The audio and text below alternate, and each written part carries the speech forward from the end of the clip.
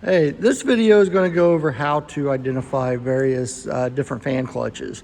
So the one I'm looking at right now, one of the easiest ways to identify this type is by this centerpiece right here. So this is basically a thermal device that's going to heat up and expand or contract when it cools down, that opens a valve inside that allows a fluid gel-like stuff to move back and forth to engage and disengage this clutch.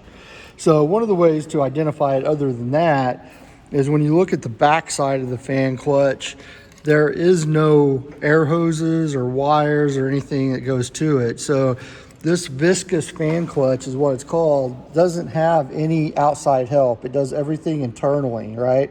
So what I'm going to do is I'm going to take you over to another one that has the belt and everything attached to it and show you how you would go about testing a Viscous fan clutch. All right, so right here we got the same type of engine.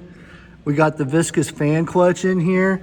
Now, what's unique about a Viscous fan clutch is that it operates off of slippage. It's never fully disengaged, but it's also never fully engaged, which makes them really easy to test to see if they're working correctly. So if I reach in here and as I'm turning this thing, I can turn it, I can rotate it, but there's resistance to it. And as soon as I let go of it, it stops.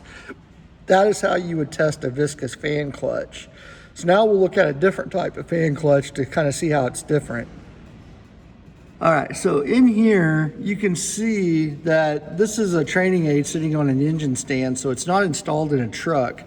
But if you look right here, this is the fitting that an airline would go to. So this is an air-operated fan clutch.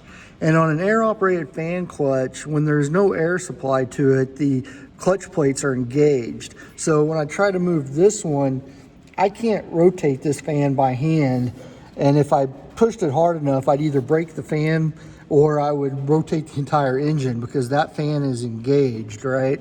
It needs air to disengage it. So if I was going to test one of these, what I would want to do is make sure that it feels like it does right now when there's no air, and then I could supply air to it either by running the truck, using an electronic service tool, or some other method of putting air to this fan clutch.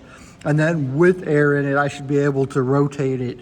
And it'll rotate a lot smoother than the Viscous one did because it'll be fully disengaged when it's full of air pressure. So that's the difference between a Viscous fan clutch and this air operated one. The Viscous one, you could rotate it, feel resistance, and that's how you know it's good. This one, we know the fan's engaging, the clutch is engaging like it's supposed to when it doesn't have air, but to fully know if it's functioning correctly, I would want to supply air to it and see if it disengages.